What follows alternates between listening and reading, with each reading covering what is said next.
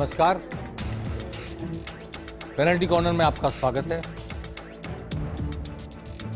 वो घड़ी आ गई जिसका सभी को था इंतजार। 4 जून 2024 कल सुबह 8 बजे पूरे देश में मतगणना शुरू होगी लोकसभा चुनाव की। और लोकसभा चुनाव की मतगणना के एग्जिट पोल पर सबकी निगाह रहेगी कि वो एग्जिट पोल होता है या नहीं होता है। एग्जिट पोल ने स्पष्ट घोषणा की मोदी तीसरी बार प्रधानमंत्री बनेंगे और अधिकांश एग्जिट पोल 300 के ऊपर, लगभग 350 के आसपास बीजेपी की एनडीए की सीट बता रहे हैं और आईएनडीआईए की सीटें 150 के आसपास। 40 सीटें ऐसी जो उन पार्टियों के पास जो न बीजेपी में न कांग्रेस में, न इंडिया के साथ है न एनडीए के साथ है। अब ये डिबेटेबल बात है, कल से डिबेट चल रही, जब से एग्जिट पोल आया परसों से, शनिवार से आरोप प्रत्यारोप लग रहे हैं। चुनाव आयोग की तरफ से भी शंका की दृष्टि से देखा जा रहा है। लेकिन चुनाव आयोग ने आज मुख्य चुनाव निर्वाचन अधिकारी भारत के आयुक्त, मुख्य निर्वाचन आयुक्त, उन्होंने प्रेस कॉन्फ्रेंस की, कहा कि शंका आशंका का कोई जवाब नहीं होता, कोई हल नहीं होता। हमने निष्पक्षता चुनाव किए, महिलाओं का सम्मान, बुजुर्गों के घर भेजकर वोट डलवाए वगैरह वगैरह, तब नई बातें सारी, नवाचार सारे बताए। राजस्थान में 25 लोकसभा सीटों पर कल मतगणना होगी सुबह 8 बजे। 29 काउंटिंग सेंटर्स हैं और पोस्टल बैलेट की गिनती सबसे पहले होगी, फिर सर्विस पोस्टल बैलेट्स उनकी गिनती होगी, उसके बाद ईवीएम खुलेंगी और ईवीएम के जरिए गिनती होगी। इस संबंध में राजस्थान के मुख्य निर्वाचन अधिकारी प्रवीण गुप्ता ने आज मीडिया से बातचीत की, मीडिया को बताया किस तरह, किस प्रक्रिया से कल काम होगा मतगणना का। सुनते हैं क्या कह रहे हैं प्रवीण गुप्ता। हमारे साथ हैं मुख्य निर्वाचन अधिकारी प्रवीण गुप्ता और उनसे बात करते हैं कल की मतगणना की पूरी तैयारियों को लेकर। कल सर क्या मतगणना की पूरी तैयारियां कुछ पहले से संख्या टेबल्स की और बढ़ाई गई है और क्या अलग अरेंजमेंट और हुए हैं इसके बाद? देखिए, पोस्टल बैलेट का ध्यान रखा गया। जो बात आती है पोस्टल बैलेट काउंटिंग, ईवीएम की काउंटिंग से बात तक चलती रहती है, तो उसको हमने पोस्टल बैलेट के टेबल्स बढ़ाई हैं, 790 से 841 किया है, जिससे कि पोस्टल बैलेट काउंटिंग समय से हो सके। और साथ में हमारे सर्विस वोटर्स भी अन्य राज्यों के बनस्पत ज़्यादा हैं। इस बार वोटिंग भी ज़्यादा हुई है, 75,000 के लगभग सर्विस वोटर्स की वोटिंग हुई है, जो कि विधानसभा में लगभग 40,000 थी। तो इसीलिए पोस्टल बैलेट की व्यवस्था हमने टेबल्स इंक्रीज़ किए हैं। जहाँ तक ईवीएम टेबल्स का सवाल है, वो 2713 हैं और 235 कमरों में ईवीएम की काउंटिंग होगी और 4033 राउंड हैं कुल मिलाकर।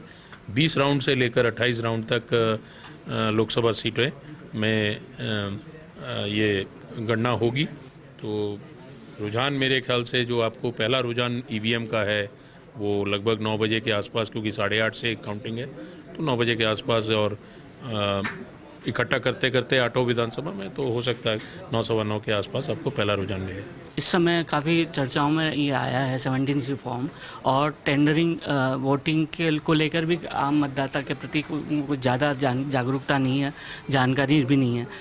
टेंडरिंग वोट क्या होता है, 17C फॉर्म क्या होता है, किस तरह से ये एक्सेप्ट किया जाता है, रिजेक्ट किया जाता है और काउंटिंग में इसका क्या असर होता है और कभी विवाद हो तो उसका क्या रोल रहता है? इस पूरी को घटनाक्रम को पूरे ढंग से तफसील से समझाएंगे।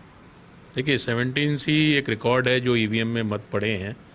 उसमें लोकसभा में एक बस चेंज ये आया कि ईडीसी होता है, मैंने आपको पहले भी बताया था, इलेक्शन ड्यूटी सर्टिफिकेट है, जो कि कर्मचारी लोकसभा में वहीं वोट डालते हैं। 1,44,000 कर्मचारियों ने लोकसभा के में पोस्टल बैलेट की जगह ईडीसी से वोट डाले हैं। बस यही एक विधानसभा से थोड़ा सा भिन्नता है, अन्यथा उसमें ईडीसी का भी वोट आ जाता है। जो वोटर लिस्ट से वोट पड़े और ईडीसी के वोट डाले, दोनों का मिला के वोट का अंकन होगा, तो उसको हम लोग 17C बोलते हैं। उसमें दूसरी चीज़ें भी अंकित होती हैं कि 17A में कितना था और टेस्ट वोट कितने पड़े, टेंडर्ड वोट कितने पड़े, बट मेन जो है 6 नंबर पे जो ईवीएम में मत कितने थे जब क्लोज हुआ, और पोलिंग एजेंट को वो डेटा दिया जाता है। शिकायतों को लेकर बार बार आता है, एमसीसी की पूरी शिकायतें निस्तारित नहीं हुई, तो जो आयोग को भेजी जाती है वो पूरी वहाँ जानकारी या तो नहीं दी जाती, या क्यों बार बार ये कहा जा रहा है कि ये शिकायतों का ढंग से निस्तारण नहीं होता। सी विजिल राजस्थान ने सबसे ज़्यादा यूज़ किया, जो आमजन ने भी यूज़ किया। एमसीसी वॉयलेशंस थे, शिकायत वही होती हैं जो हैं।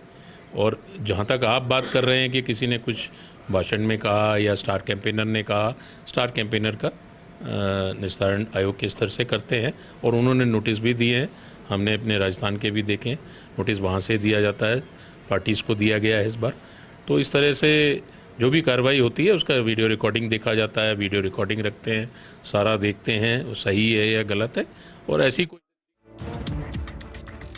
तो ये राजस्थान के मुख्य निर्वाचन अधिकारी प्रवीण गुप्ता बता रहे थे पहले कौन से मत गिने जाएंगे और कितनी टेबल्स हैं और क्या क्या व्यवस्थाएं की गई हैं।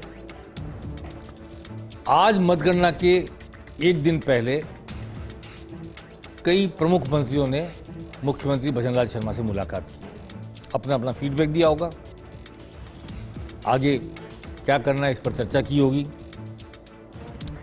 डिप्टी सीएम दिया कुमारी मुख्यमंत्री से मिली, डॉक्टर किरोड़लाल मीणा ने भी आज मुलाकात की भजनलाल शर्मा से, उन्होंने शिष्टाचार मुलाकात बताया।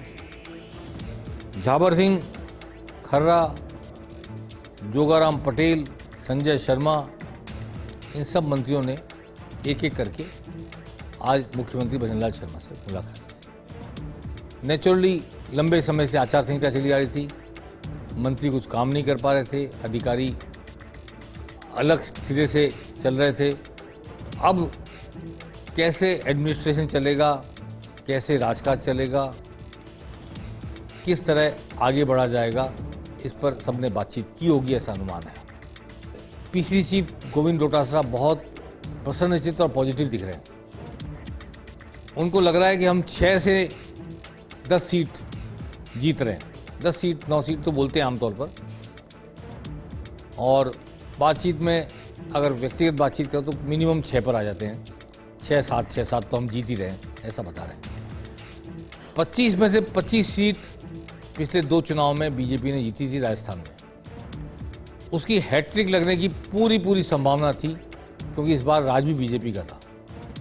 हैट्रिक नहीं लग रही है, इसी बात से प्रसन्नचित्त हैं डोटासरा, इसी बात से आशान्वित हैं, इसी बात से वो आपको उत्साहित दिखेंगे कि 25 में से 25 सीट उनको ऐसा लग रहा है। वो कह रहे हैं, मैं नहीं कह रहा कि नहीं आ रही 25 में 25 सीट बीजेपी की, और इस बात से उत्साहित है। उनका कहना है कि 10 सीट कांग्रेस जीत सकती है। आला कमान को उन्होंने 11 सीट का फीडबैक दिया है, पर जो उनके पास जानकारी है, जो उन्होंने सूचनाएं गैदर की हैं अपनी पार्टी के लोगों से, उसमें वे 7 से 10 सीट जीतने की बात कर रहे हैं। इसमें प्रमुख तो ये पूर्वी राजस्थान की 3 सीटें, दौसा, भरतपुर, करौली धौलपुर, 3 सीटें उनको लगता है कि ये शेखावाटी सीटें, सीकर, चूरू, झुंझुनू, उनको लगता है, मैं नहीं कह रहा। इसके अलावा बाड़मेर, और वो आशान्वित हैं टोंक सवाई माधोपुर, वो आशान्वित हैं जालौर। ऐसी कई सीटें हैं जिनको लेकर आशा का दीप जलाया हुआ है उन्होंने, और इस दीप के उजाले में भले एग्जिट पोल कुछ भी कह रहे हैं देश भर के लिए, लेकिन राजस्थान में आज तक जैसे चैनल ने 16 से 19 सीट बताई है बीजेपी की, दूसरे चैनलों में किसी ने 18 और किसी ने 21 सीट बताई है, तो 25 में से 25 नहीं आ रही है अकॉर्डिंग टू एग्जिट पोल्स। सारे एग्जिट पोल में 25 में से 25 सीट नहीं मानी जा रही है। इस बात से कांग्रेस के खेमे में खुशी है, और गोविंद सिंह डोटासरा आशान्वित, उत्साह में, जोश से भरे हुए। बीजेपी ने आज दिल्ली में जेपी नड्डा के यहाँ बैठक की, और कल जीत के बाद कैसा शो होगा, क्या कोई जलसा होगा, क्या कोई रोड शो किया जाएगा, बीजेपी ऑफिस कैसे आएंगे प्रधानमंत्री, और किस तरह सेलिब्रेट किया जाएगा जीत को, इस पर चर्चा हुई। ये बात तो सब मान रहे हैं, लेकिन इस पर भी चर्चा हुई कि अगर मान लो वास्तविकता में कुछ कमी बेसी हुई और किसी के सपोर्ट की जरूरत पड़ी तो कहाँ से मिल सकता है, इस पर भी चर्चा की। हालांकि वो कॉन्फिडेंट हैं स्पष्ट बहुमत के प्रति और सरकार बनाने के प्रति। आज नीतीश कुमार दिल्ली पहुंचे, उन्होंने प्रधानमंत्री से भी मुलाकात की और गृह मंत्री अमित शाह से मुलाकात की। इस मुलाकात को चूंकि मतगणना के एक दिन पहले हुई है तो फीडबैक देने वाली माना जाए या भविष्य के लिए निर्देश प्राप्त करने वाली माना जाए, इस पर राजनीतिक हलकों में चर्चा होगी। कांग्रेस बहुत सतर्क है कल होने वाली मतगणना को लेकर। इंडिया की बैठक में भी सभी दलों ने कहा था कि अंतिम क्षण तक कार्यकर्ता मतगणना स्थल को छोड़कर नहीं जाए, परिणाम कुछ भी हो रहा हो, ईवीएम के पास जहां उसको बैठने के लिए कहा जा रहा है वहां बैठा रहे, नजर रखे, किसी भी डिस्प्यूट की स्थिति में तुरंत रिएक्ट करे, क्या रिएक्ट किया जा सकता है, कैसे सबका प्रशिक्षण दिया गया है। लेकिन आज एक बड़ी बात हुई है, ऑल इंडिया कांग्रेस कमेटी ने एक परिपत्र जारी किया और ये कहा है कि कोई कार्यकर्ता घर बैठकर टीवी चैनल देखेगा नहीं, घर बैठकर नतीजे नहीं सुनेगा, वो या तो पीसीसी के कार्यालय में जाएगा या डीसीसी कार्यालय जाएगा, जिला कांग्रेस कमेटी कार्यालय में जाएगा या प्रदेश कांग्रेस कमेटी कार्यालय में बैठकर देखेगा। वहाँ इंतजाम किए जा रहे हैं कि कार्यकर्ता वहाँ बैठकर परिणाम देखें, मतगणना के नतीजे देखें। आप कहेंगे कि इसमें खास बात क्या हो गई? खास बात परिपत्र में नीचे लिखी गई है, सबको इकट्ठा रखा जाए, उनकी व्यवस्था की जाए और मतगणना में गड़बड़ी की शिकायत आने पर, किसी भी तरह का विवाद होने पर ये कार्यकर्ता कहीं मूव कर सकें, इसका इंतजाम बना के रखा जाए।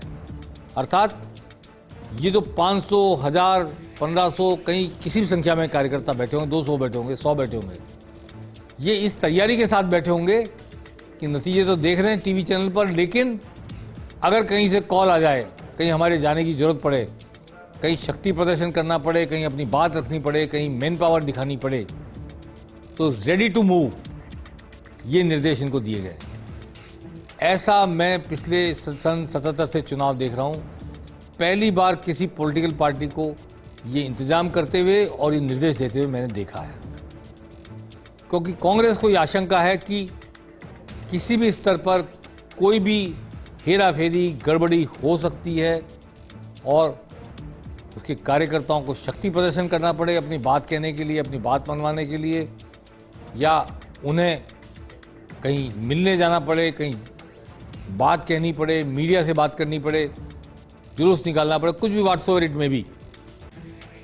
हर वक्त तैयार रहें, हर परिस्थिति के लिए तैयार रहें और सुबह से लेकर शाम तक जब तक नतीजे नहीं आते, फाइनलाइज नहीं होते, आप पीसीसी के और डीसीसी के कार्यालय में, प्रदेश कांग्रेस कमेटी कार्यालय में और जिला कांग्रेस कमेटी कार्यालय, पूरे देश में, सिर्फ राजस्थान की बात नहीं कर रहा हूँ, पूरे देश के लिए कहा गया। तो कांग्रेस क्या खाने पीने का भी इंतजाम करेगी, क्या गाड़ियों का इंतजाम कर रही है, क्या कर रही है, वही बता सकते हैं। पर ये पहली बार हो रहा है कि कोई पार्टी मतगणना के दौरान किसी भी प्रदर्शन की, किसी भी तरह की आंदोलन की, किसी भी तरह की अपनी बात कहने की, शक्ति प्रदर्शन की तैयारी करके बैठ रही है। इसे मैं बहुत महत्वपूर्ण मानता हूँ। तो ये मतगणना की तैयारी में है, वो मतगणना के नतीजों को जलसा के रूप में मनाने की तैयारी में है। जुलूस निकालेंगे, रोड शो करेंगे, उनको पता है कि ये हो गया और इनको पता है कि क्या होना है क्या नहीं होना है, अभी प्रश्नवाचक चिन्ह लगा रखा है INDIA ने।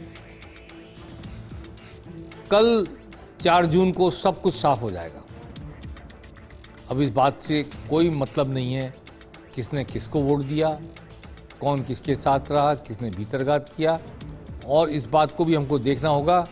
नतीजे आने के बाद हम एनालाइज करेंगे कि जो लोग कांग्रेस छोड़कर बीजेपी में आए, क्या वो अगर कहीं चुनाव लड़ा था उन्होंने तो अपने वोट शिफ्ट कर पाए, या उनके आने का पॉजिटिव बल मिला बीजेपी को, या कि वो किसी तरह की कोई मदद बीजेपी की नहीं कर पाए पिछले विधानसभा चुनाव के मद्देनजर। पिछले विधानसभा चुनाव से कम वोट पड़े हैं लोकसभा चुनाव में। यह प्रश्नवाचक चिन्ह जरूर है कि 3 महीने पहले चुनाव हुए थे, अच्छी संख्या में वोट डाले इस लोगों ने, लगभग 10-10%, 8-8% कई सीटों पर मतदान कम हुआ है। वो चौंकाने वाले किसी नतीजे को सामने ला सकता है। पेनल्टी कॉर्नर में आज बस इतना ही। कल हम आपसे मुखातिब होंगे, तब हमारे सामने नतीजे होंगे और नतीजों की कोई व्याख्या यदि संभव और ज़रूरी होगी तो हम आपके सामने प्रस्तुत करेंगे। नमस्कार।